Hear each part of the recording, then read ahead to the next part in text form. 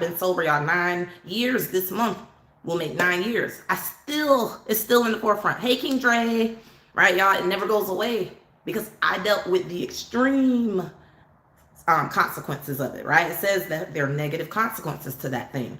Then the brain changes as well, guys, right? That's another characteristic. Addiction involves changes to the brain circuits that control, reward, stress, and self-control.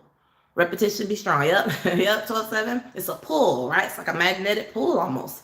Literally, y'all, that word control. Yep. Yep. Remember, it never goes away, y'all.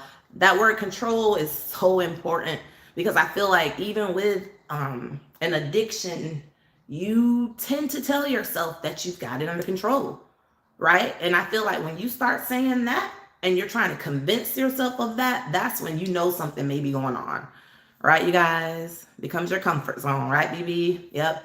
And I think it's so important, guys, that when you think about that's, I'm wanting to bring this up more because I feel like we sometimes use the word addiction loosely, but also we may not take it as serious, you know? There's like the extreme. One extreme is we don't take it as serious and it's used like, oh, I'm addicted to this, I'm addicted to that. It's like, really, we're not, right?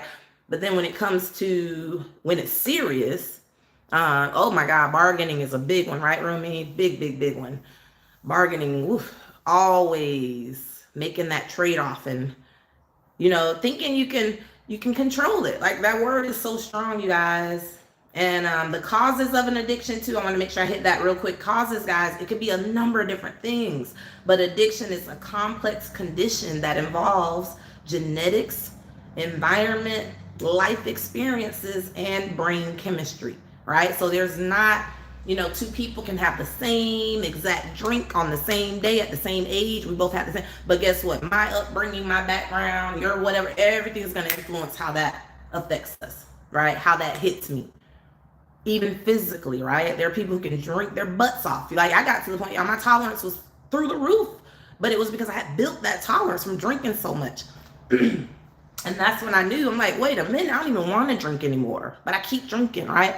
Do the same with myself. Had to realize I was my worst condition. I love that, BB, being honest about that. Never knew it could be genetic. Yeah, BB, yeah, it's hereditary, just genetic. And I always explore that one, you guys. Remember, I don't know, Rumi, y'all may not have been here. I've said it before because I've been, you know, I used to do every 3 to 4 weeks, right? We talk about the whole week. We talk about addictions. And I always say there's not some gene floating around, though, BB, that was like waiting on me to drink alcohol and be like, boom, now we got her. It's like, I think to me, when I think about genetics and the environment, because it's always that nature versus nurture question, right? Is it because my mom and her dad and her mom were alcoholics that I'm automatically going to become an alcoholic?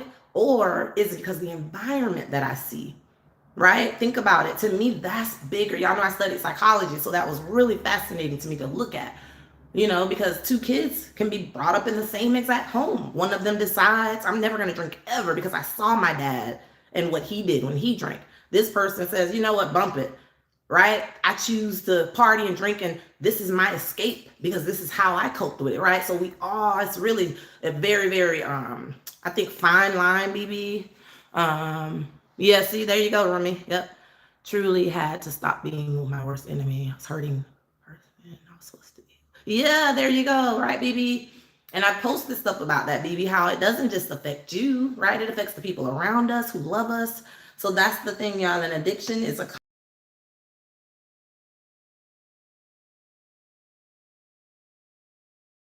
memories, these traumas, these experiences that we is shaping who we are. Think about even as a child, the thoughts, feelings, and actions. This is how I'm responding to life around me.